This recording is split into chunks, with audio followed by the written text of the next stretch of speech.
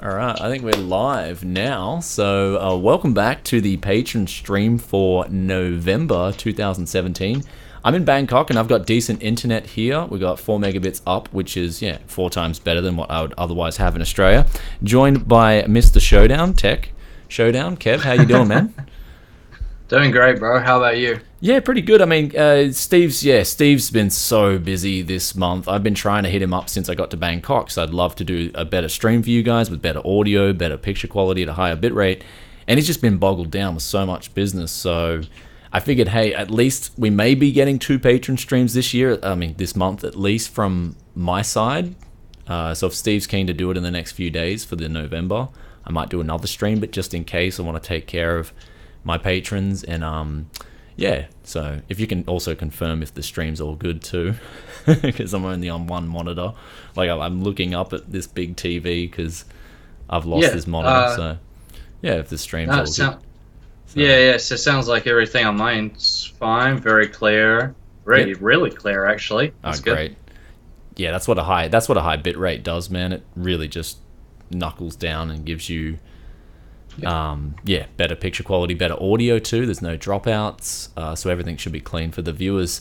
Talking about problems this month, I guess the whole Ryzen thing is coming up into debate again. I guess it's something that I'm sort of going on a mission on.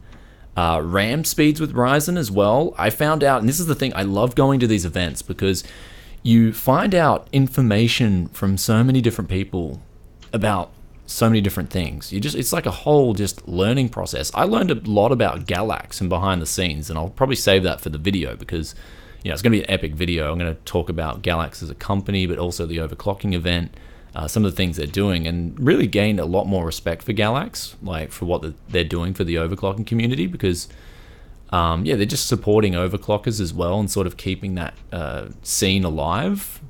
And also with that, I learned about Ryzen as well, a bit more information. Did you know that the integrated memory controller is licensed? AMD don't make it themselves, they license it.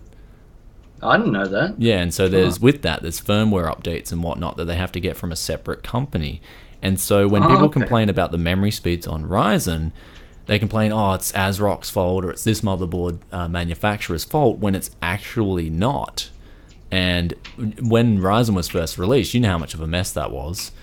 They had to AMD, I made a video on with Threadripper. When I made my video on it, I got mad downvotes on that video when it originally went up, and then after Jay put his video up, everyone came over and was like, Kevin at Tech Showdown had his video going on about Threadripper. People came in the comments, they're like, oh man, you're just like such an Intel, shell. And it's like, I'm running a 1950X.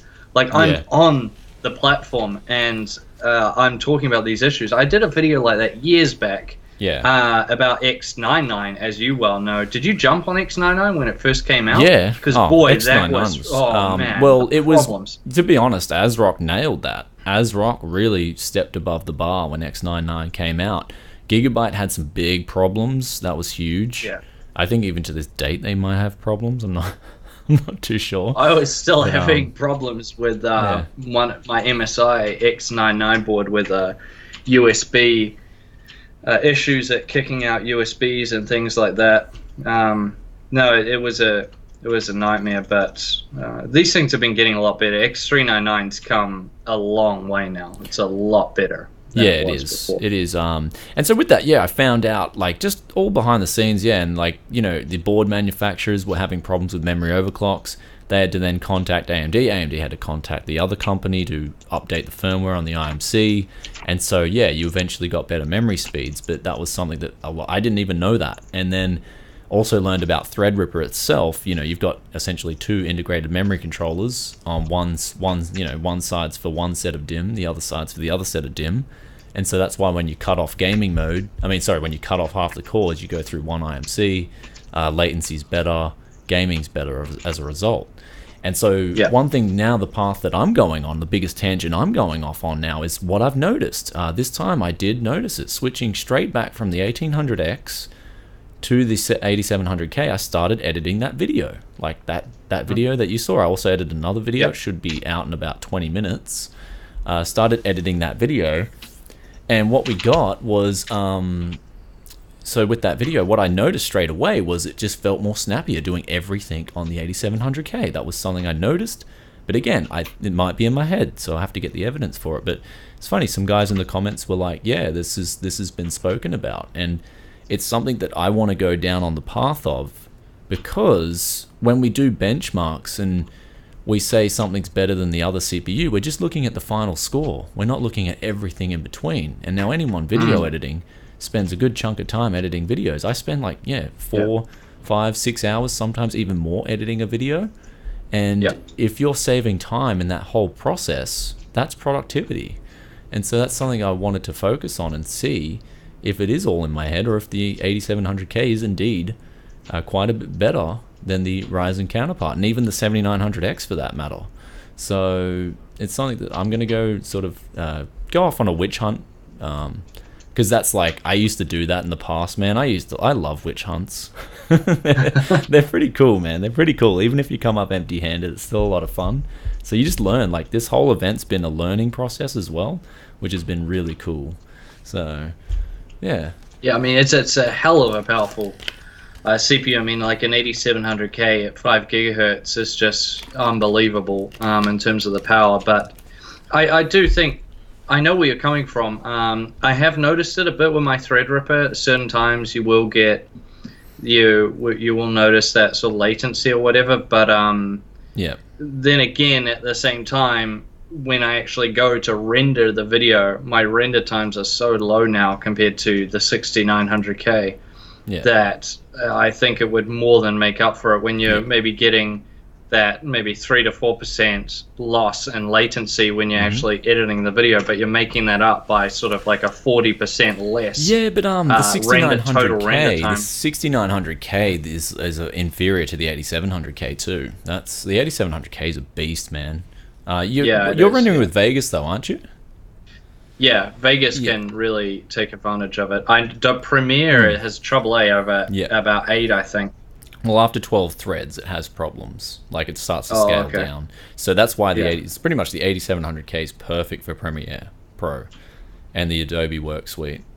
So I think that's like the CPU that's best in slot for that. And of course, coupled with gaming, it's fine. Now, this thing about streaming, right? Here's the thing about streaming. I'm streaming right now at a reasonably decent bit rate. My CPU's at like 40%.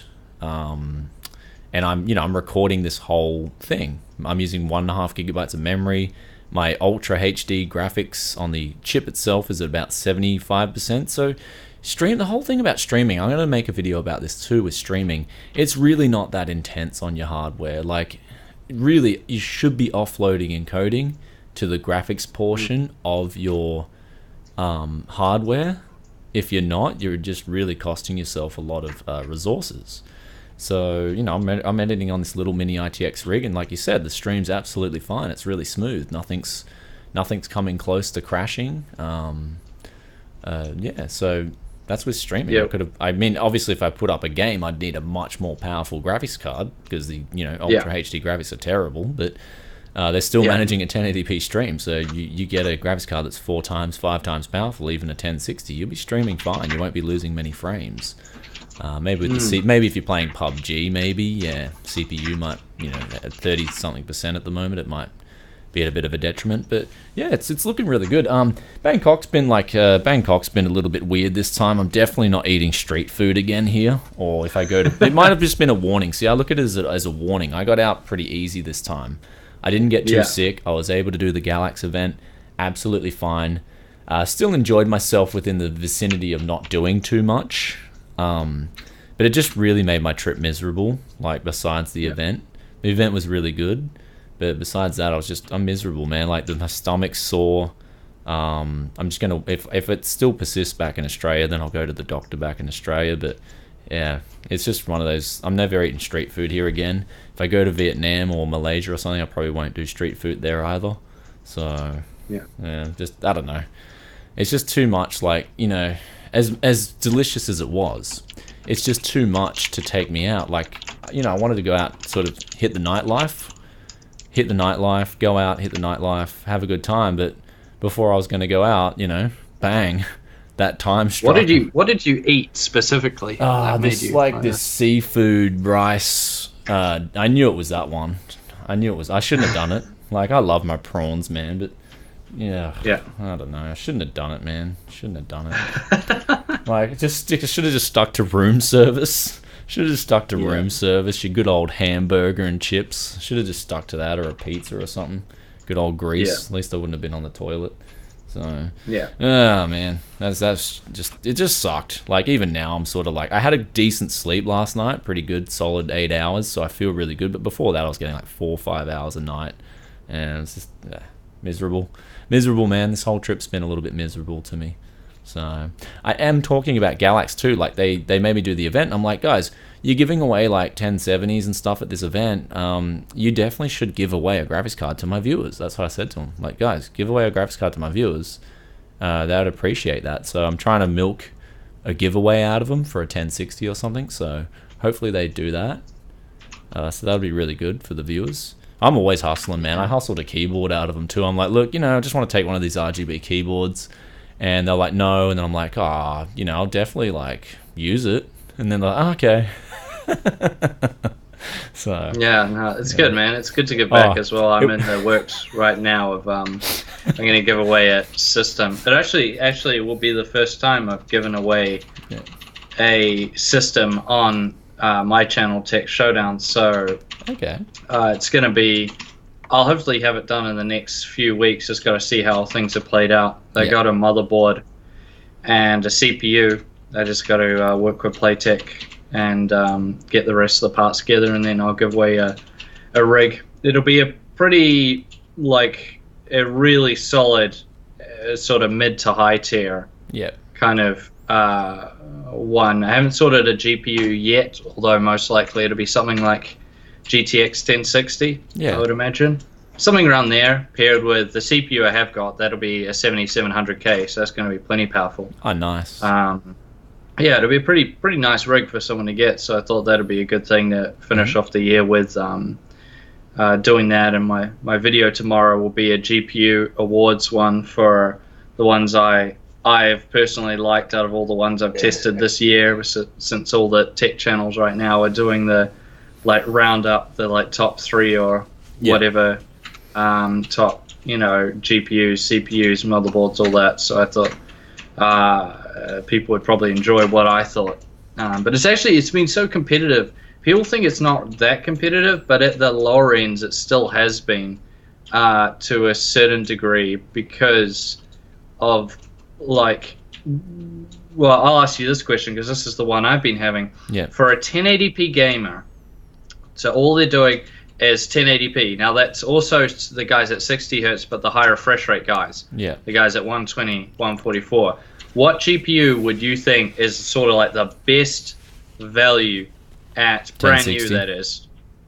Yeah, that's the thing. I want to go there, but then I want to go for the 580 because of the FreeSync monitors that a lot of these guys go for. To be honest, when you're looking at 144 hertz, 120 hertz, I spoke to some streamers here, and they're pro streamers, and they all do low settings, all of them. If they're playing high refresh rates, they all do.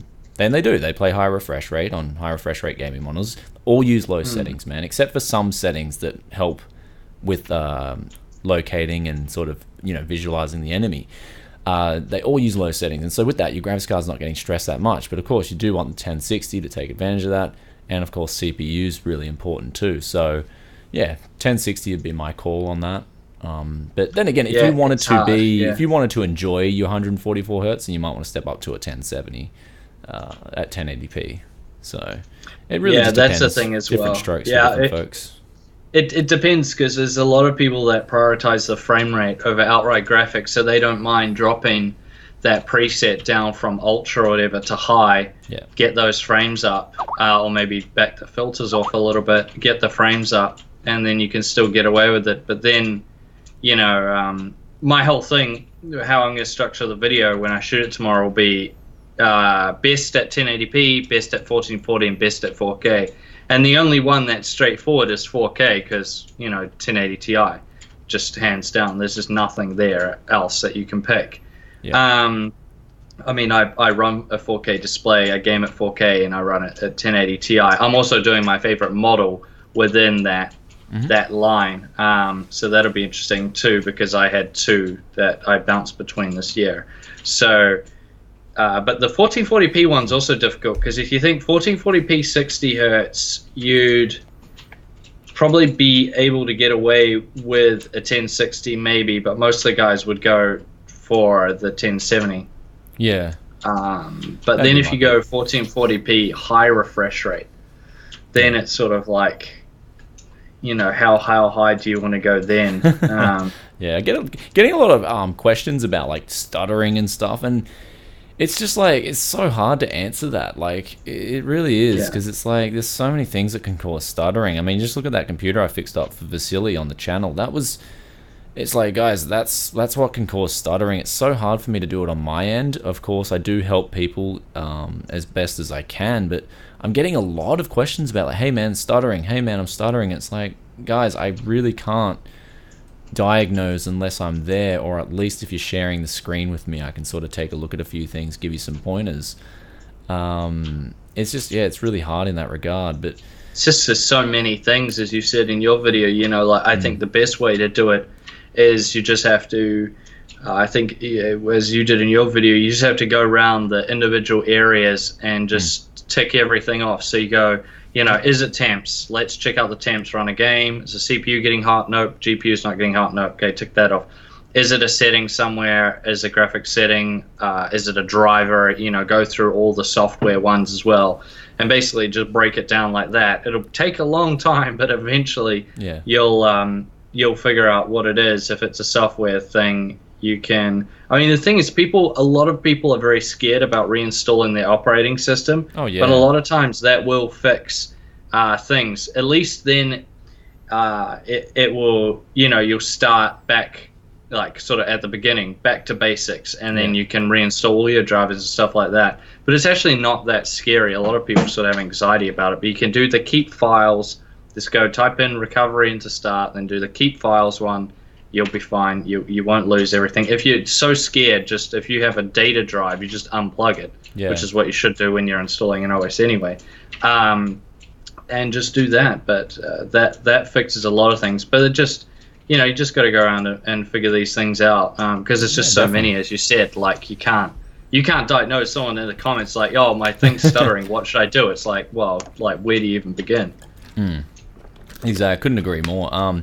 Also, there is one thing I have noticed lately, though, in particular the last month or two. Like, I've actually gone around the coast, and people have paid me money to fix up their computers in this way, businesses and stuff, because the geek guys have no idea. And that's Resource Monitor. Like, the disk usage is just hitting 100% on a lot of these rigs, and people on Twitter are telling me, I don't know exactly what it is, like, because I haven't got it on my computer. My disks are fine. Keep in mind, I keep my computers very clean. So there may be some sort of infection, some sort of malware that I'm not familiar with, but it's causing the disks to be stressed. This business, they had two of their computers and they use them for editing videos. And, you know, they need, this is their lifeblood, is their computers for editing videos. And I just told them straight up. I just said, look, I've cleaned up the computer as best as I could. I got rid of this, because obviously they can't afford to reinstall. They've got all their, everything's there, like all their programs they use, all the configurations and settings are already in. So I went through with them one by one, uninstalled all the crap that I thought was crap, and they said, yeah, we don't use that, so we got rid of that. It was a little bit better, but it was still just 100%. And I said to these guys, I said, look, best thing we can do without paying me much money and saving you guys money is to go out, get 1 terabyte SSDs. That way you get a 5-year warranty on them. We picked the Samsungs, of course, because of the cloning software. It's brilliant. Went out and did that's what I've moved to. I went from Intel as my main SSD to Samsung now. No, the cloning software is amazing. And so with that, we just cloned the drives. Got the storage, both 1 terabyte drives with their main drives under 1 terabyte, so we could clone that over and clean it up a bit more. Obviously, they're going to need some free space, but we did that, and yeah, they were over the moon. Like, you know, disk resources were still getting utilized, but because the SSD is so much faster, especially in the 4K read and writes, they were just over the moon. They're like, oh, thank God, you saved our boot times from being abysmal. You saved, like, we can just work on our computers again. I said, yeah, I'm not too sure on what's causing this problem, but of course an SSD is going to alleviate it 20-fold, right? So, pretty much. So we did that, and yeah, they were just over the moon, man. I couldn't believe it. I was just like, damn, you know, we're recommending you to all my friends. We got the geek guys in here. They had no idea. And I just said, yeah, bite the bullet.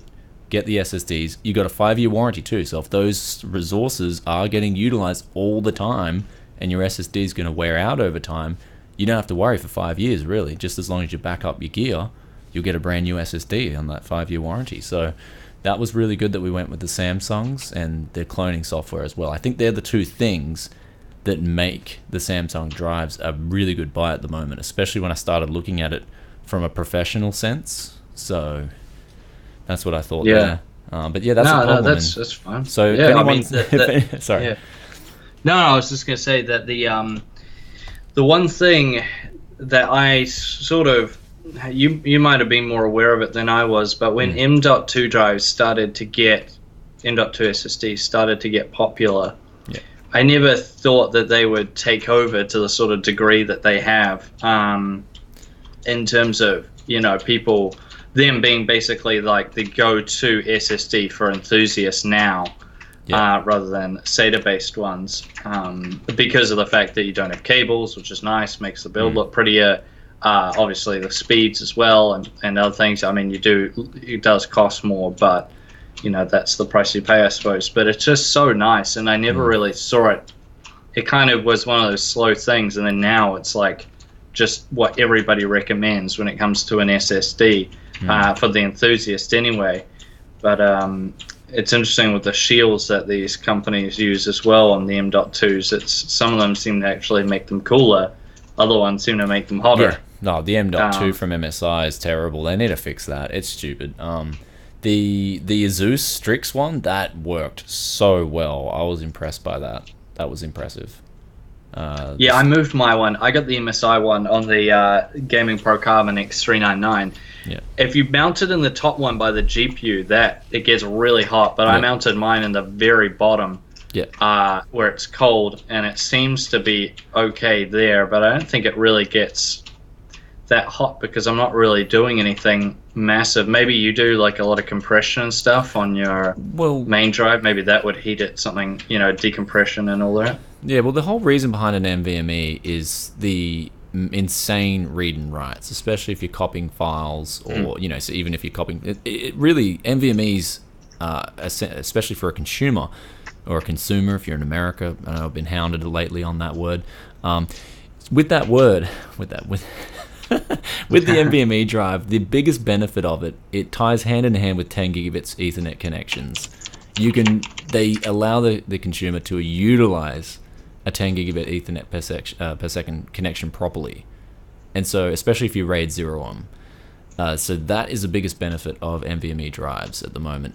Me personally, I don't really care with an NVMe versus a standard SSD SATA 3. There's not a big difference for me personally, except of course when I'm dumping all my footage in Premiere Pro. It's great as a scratch drive. But what I look for with SSDs, and I'll say this time and time again, is consistency. Like, if I put them on the test bench and drop a 50 gig write on it, I don't want any dips. And so that's what I always look for first. Above, whether it's an SSD or an NVMe, I don't care whether it's either of the two. I look for that. Of course, it depends on what specific purpose you're using it for. But if you're using it for gaming, then you probably don't have to worry too much about those consistent speeds. But if you're doing like I'm doing now, a streaming, and you're saving that stream over the course of an hour, then you do want those consistent speeds. You do want that controller to hold up, especially under heat. And that's also when an NVMe a proper heat sink can come in place. Is when you're utilizing an NVMe for heavy read and writes, especially extended heavy read and writes. So it really depends. It's different strokes for different folks. But at the end of the day, I guess the Patreon viewers definitely know what's up. And when they're gaming, they look for just a quick bursty SSD would be great. If you're doing content creation, then I'd definitely look for a consistent SSD over one with higher speeds. That would just be my recommendation. That's why the Crucial MX300 really gets the nod of approval all round if you're getting an SSD and you don't have to time to research which one's the best for you. It's always a consistent buy because of that Marvel controller on board. So yeah, I love tech, man. You just get into it more and you just start just start learning all these things and you start testing things and the knowledge starts growing. And the problem is now, like the hardest thing I'm having problems with now is you start recommending things and you know from experience what you're recommending is right, but people are like, why are you recommending that? And you're like, because I did the tests. And it's like, but what tests and why? And it's like, well, I did it long ago, but I forgot. So it's kind of hard to sort of recycle that information if you've done the test so long ago. So that's one thing I'm finding difficulties with at the moment. Is the chat okay? You see you typing away there? Yeah. Oh no, Sorry, it's just chat. a lot of No, just a few guys are saying about the SSDs they're running, and we had a question from Cano43. He said, "What's a good price to performance NVMe drive?" And that's a good question. APACER is one of the best because of I think they use the Phison controller. Definitely the best value for money in terms of burst speeds and value for just hardware. I don't know if they sell the APACER one anymore, the Z280 I think it is, or Z480. Definitely was great value for money. The MP500's coming down in price, and the Samsungs are very solid too. I haven't looked at the PNY. The PNY one was on sale for $200 for 480 gig, I think, which made it a pretty damn good buy at that price. I'm not sure about what hardware they're using on it, but my guess is they're all using very similar hardware because the MP500 performed very close to the Z280 from APACER. They were like almost identical. So one had a Corsair label slapped on it with different warranty, so I don't know, and a different PCB. So yeah, but really, there's some solid recommendations. Would be the APACER and the Corsair and the Samsungs. They're the ones that I've tested too, and they've performed. The Corsairs, it's funny in New Zealand. They're like the drives are fine. It's just they're pretty much the same price as the Samsung. So you would just go for the Samsung. Yeah. Things like the 960 Evo. I would have, and it's nothing against Corsair. It's just straight up that cloning software. That cloning software, like legit, is so good. It is just so good. Sometimes you get error messages on other cloning software. This thing does a perfect clone, and I double checked for the guys that I cloned for. It was legitimately good, and it also these were the laggy hard drives that were copying at like 2 megabytes per second. I managed to in resource monitor processes, right click, set the affinity to prioritize that hard drive and that cloning software, and it eventually picked it up to like a good 20 megabytes per second, so the clone didn't take too long. But that cloning software is brilliant. So yeah, no, it is excellent. One thing I just thought of that's interesting is you went down from, because you're running the 8700K now, so you went from the enthusiast platform down to the mainstream, down to Ryzen 7, and then over once again to mainstream. Are you feeling the bite of not having the PCIe lanes like you had before? No, man. No. Like, you only need 8 speed, right, for your GTX 1080 Ti. And so the rest of your lanes, you're fine. Like, you're fine with your NVMe, you're fine with your capture card. I've got 10 gig on board with the ASRock controller, which is, I think the chipset allows for that. You've got a lot of lanes on 8700K, even with the chipset and the PC and the CPU. So, I mean, it's really good. Like, it's really good. So, yeah, definitely. I'm definitely loving how snappy and just lightning fast the 8700K is. And I've been speaking to a lot of people here on the scene as well. It's like, what people say about, the 8700K is just 2 more cores, 4 more threads. And it's like, yeah, but it's 2 more cores, 4 more threads that overclocks just as good, if not better, than the 7700K, which the stream overclockers are telling me they're getting these things to 7 gigahertz and more, and they're saying they're impressed by it. And so it's 2 more core, 50% more of what was already freaking awesome. So, I mean, Intel definitely knew what they were doing with their lineup of Coffee Lake. I mean, yes, Ryzen did force it to market, but at the same time, man, we're just the guys. We're the guys buying the products for ourselves, and that's what I said. I never get into the politics of fanboyism. I hate it, man. It's like, look, buy what's best for you. And I think with AMD getting into bed with Intel, that's really showed the AMD fanboys. It's like, none the wiser, guys. What are you supporting? Like, why are you a fanboy of these companies? What are you getting out of it? Because your favorite company's going into bed with Intel, the same company that kicked them into the ground. Like I just thought the whole thing was just, I don't know. I get where you're coming from. It's like, why do you care about a $1 billion company which doesn't give a shit about you? Exactly. Yeah, they don't care about you. So there's one thing of being brand loyal and sticking to a company because you've had good experiences with them or they've looked after you in the past. But at the same time, that doesn't mean you just have to be, blind to all the bad things they might do or missteps they may have. Yeah, don't want to be blind Freddy. Exactly. No, you don't. So that's the thing. I mean, you just have to look like we do. And I think I might make a video about it this week, and that's one I think that's really true is you should, if you guys want to know what's good, then ask your favorite tech reviewer what they run in their personal rig, because if they're running it themselves, chances are they believe they really, really believe in it, and that's what that's what's important, because they're saying to people, hey, you should run the Ryzen 5 1600 or whatever, this is a great CPU. And it's another thing of actually running it for like a year or something. Yeah. And that's been my experience with Threadripper as well. There's lots of guys saying, hey, like the 1950X, like you said in your Black Friday stream, the 1950X 800 USD, such a good deal, 16 cores, 32 threads. Yep. Great CPU. But then it's another thing to actually run it day to day and experience it like I have, and the other people who have switched over to it. That's why I'm changing to the 8700K. That's why I want to learn. I want to know these differences. I want to tell my viewers, hey, this one's best for this. This one's really the best for this. Let's keep all the fanboy shit aside. This is best for this. This is best for that. And with that, it's a learning process. Now, I did cop one comment that kind of did get on my nerves a little bit. It was like, here's Brian recommending Ryzen CPUs, then switching over Trader. It's like, guys, like the Ryzen CPUs, especially the Ryzen 5 1600, that's really good value, and that's not going anywhere. And I will still recommend that CPU. Of course, it depends on what your preferences are. If you want the best, then go with the 8700K. Money's no objection. If you want the best value, then Ryzen 5 1600 is good. So yeah, my sort of like my decisions aren't changing after that. I'm doing it because I make 4K videos every single day, and if I can learn, make a video for the viewers, educate them more, educate myself more, and save time in my future videos editing, why not? Yeah, I think that's the one thing.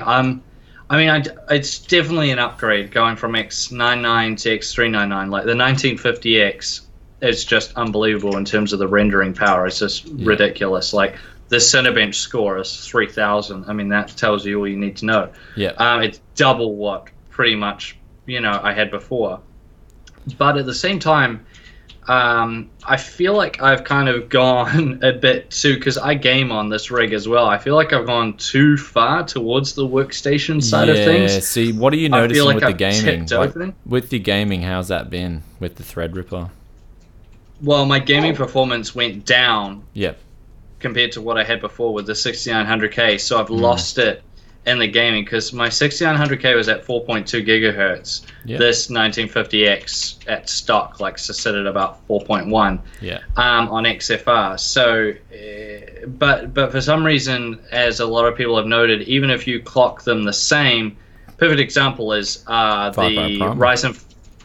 Yeah, like the Intel 8400. That's clocked at 4 gigahertz, right? I believe, 4 gigahertz, and something like a Ryzen 5 1600X or something will go up to 4 gigahertz from memory, or if you overclock them, they all go up to about 4 gigahertz.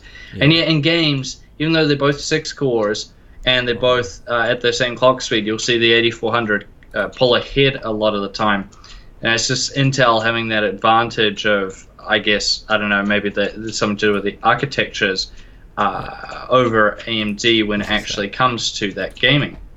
So that is something I have noticed a little bit, but yeah, I mean, next time when I do my next rig update next year at some point, I will probably go back maybe more towards the mainstream platform.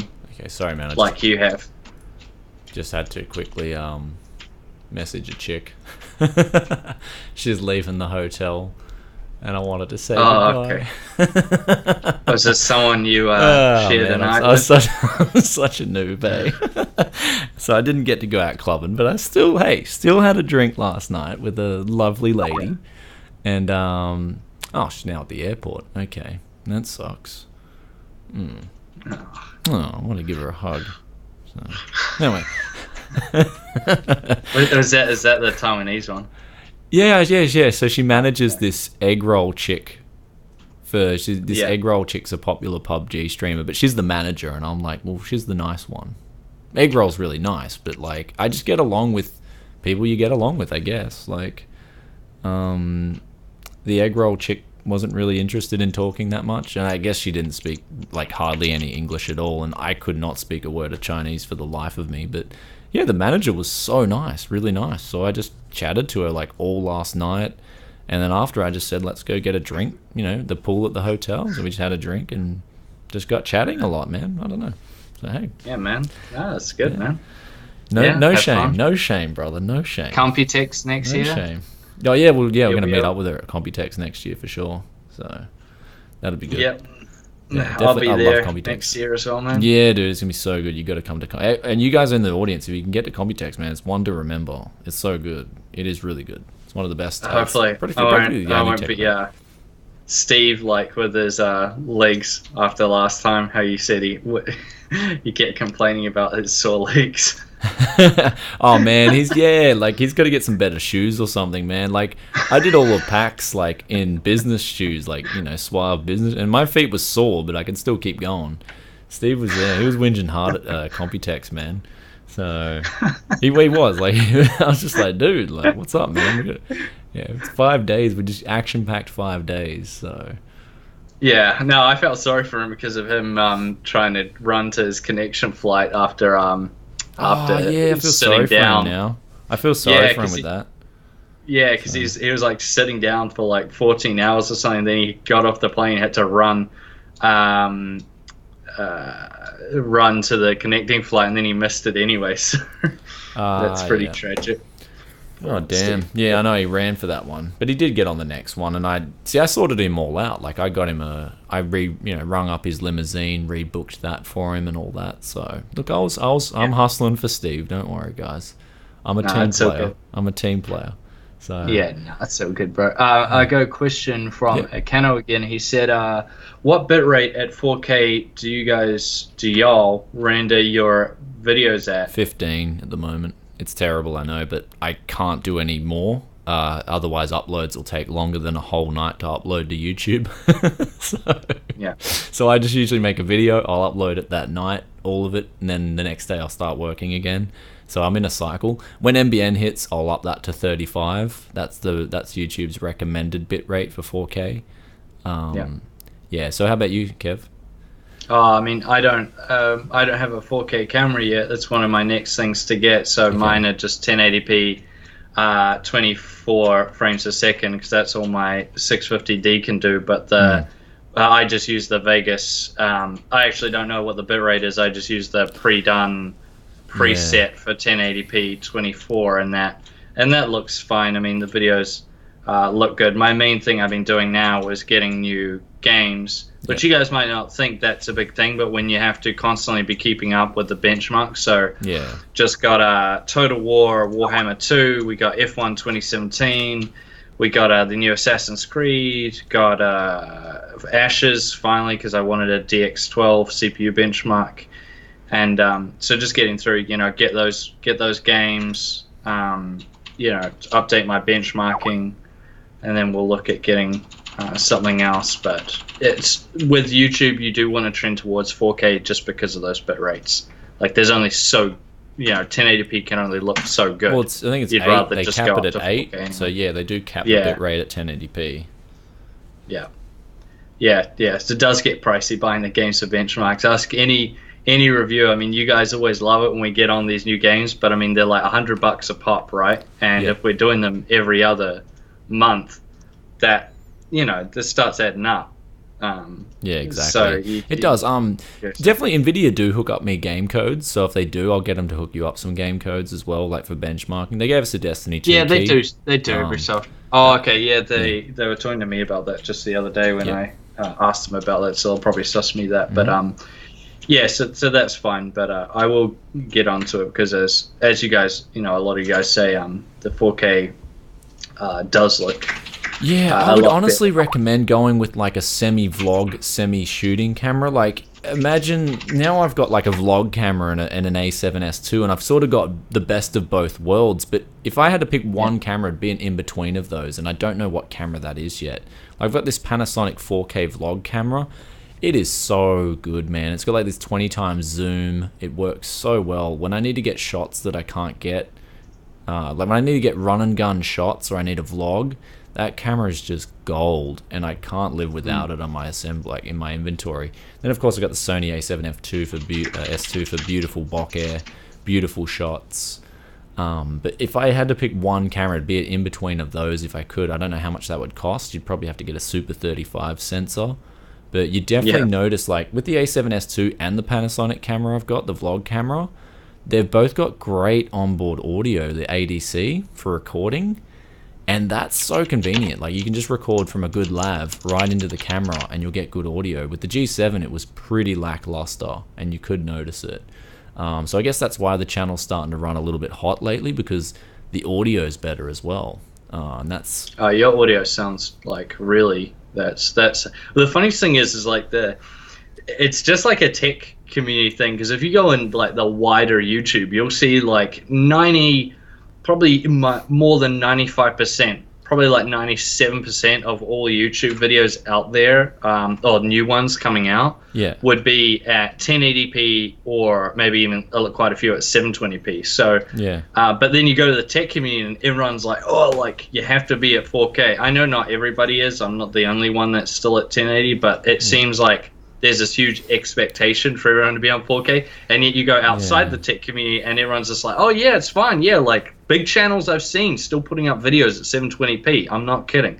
So 1080p should be like a must. I mean, I honestly don't think anything over 10... It should be the minimum. Yeah. Anything over 1080p is, honestly, it's not really needed. Honestly, like it's nice, but it's not needed. I think 1080p is a nice sort of like baseline. Like you should just have nice quality. 1080p is still good, but seeing big channels with like, I can't remember what one it is, but one of the bigger channels, I watched a video the other day, and that video was at 720p, and it wasn't like, oh, it's still, like buffering or whatever. This was like a video that was up like 3 weeks ago. Yeah, it was, I'd have to double check before I throw it out, but I'm pretty sure it was the React channel, the YouTubers React or something like that. I'll just have a quick look now, but I'm pretty sure that one was, some of them have been at 720p. They may have been. To be honest, 1080p is not going for a long way, anywhere for a long time due to this download rates. I mean, you look at like internet connection at my hotel. I want to watch YouTube videos here, and I can't watch 4K videos. It'll buffer. It'll suck. A lot of people on smartphones watch YouTube videos. So 1080p, 720p, they're sort of like 1080p especially is sort of like the sweet spot. And I don't see that going anywhere for a few years. 4K, of course, I do 4K. It gives you flexibility when you shoot and film. Gives you a lot of control with your B-roll. You can zoom and still get a good picture. It's forgiving. And also, if you want to get a sample from a company like Nvidia, I tell them, hey, I shoot in 4K. They're like, okay, we're getting you that 1070 Ti. The 4K sort of thing, pushes them over the edge kind of thing. It's very good to market 4K filming on your channel. And then do a review, and they love that, oh, this video's in 4K. So I'd say it's more of a thing that does pay off in the long run, especially if you can get into a good editing cycle with 4K, because then you don't have to learn it later. The hardware is definitely capable of doing it now. 8700K, 64 gigabytes of RAM smokes 4K video editing. So graphics card, you wouldn't need any more than a 1060, but 1080 Ti is overkill. Galax insisted that I use their 1080 Ti, so they were over the moon. They were like, thanks, you got a 1080 Ti in your main rig from Galax. And I'm like, yeah, well, it's a good product, so, that's it. If it was a crap product, wouldn't be in the rig. I told them straight up. No. I said if it was a crap graphics card, it wouldn't be in there, guys, so that's exactly. I mean, that's what I mean. Like, we only run the stuff. I mean, that's the thing. What I said about the tech YouTube is like we're fortunate enough to be able to test out all these different things. So if we run it ourselves, we're not going to have tested something and thought, man, this is rubbish. Yeah, I'm just going to use it in my personal rig. Yeah. Like, we would never do that. If we're running it in our personal rig, you can tell it's good. So that's it. But I just had a quick look back. So it looks like they are now the React channel. It's in the last 8 months they went to 1080p, but before that, up to 8 months ago, they were running at 720p as the highest. Oh, really? On their videos, and that's a channel with 16 million subscribers. For people out there that thought maybe I was just being ridiculous, no. So there was a 16 million subscriber channel. I think the flip side is to play devil's advocate is, even though you could always just turn the settings down, but whatever, like maybe it's just simplicity, maybe it's so everybody, even if they have really like Australian internet or something, can watch their videos with no lag or something like that. Maybe that's the reason, but you can always turn it down. I mean, personally, I run a 4K display and I won't watch usually a person's video at 4K regardless whose channels it's on, because I hardly ever full screen watch a YouTube video, to be perfectly honest. When I watch your videos, Brian, or Steve's, or any of the other tech guys, I always like put it on 1080p. I got a 4K monitor, chuck it on one side, and then I'll be like doing things on the other side, and I'll like look over, see what this person's talking about, listening the whole time. And that's how you do it. I don't know, maybe it's just, do you actually sit down and watch your tech videos like full screen? Not full screen, it's usually small screen, because then you can, I don't know, you're right, I've gotten into a habit of watching just the window mode, the standard mode, pretty much on everything. Even my brother as well. That's what I mean. That's why I'm not sort of in such a huge rush, because I don't really think that many people first have a 4K display and actually watch it at 4K. It's bizarre, that, isn't it? I don't know. I guess you just got into a habit of watching YouTube videos initially like that, and it's a habit that hasn't changed. Funny you say that. I'm the same. I just watch YouTube videos like with the little window. I guess you can see chat as well, and chat's always tempting. It's also you run the 4K display. We all love the 4K displays for editing and everything, because you get that nice screen real estate. I mean, when I'm in Vegas, I have a 1080p preview in full quality 1080p, and that's only a quarter of my display used up, and I got all the rest, the other 3/4 for all my channels and the in Vegas and everything else. So that's what's good, and that's why we do like the split screen, like full 1080p 1/4 YouTube video in the corner. You can see the chat underneath it, and then you could have your Twitter or whatever else you're doing, maybe writing a script or something on the other side. And that's what people do. So maybe that's just me. Maybe other people actually like watching the 4K videos. That said, you want to be going up 4K anyway, because it makes the 1080p videos look better, just because you get that nice bit rate. Yeah, exactly. As you said earlier. So that's you always want to trend towards it. If you had the choice, you would still go for it. But the amount of people that actually watch it in native 4K, I think, is probably not that many. It'd be very few. It'd be very few. I'm hanging for that better internet, man. My good man, it's terrible.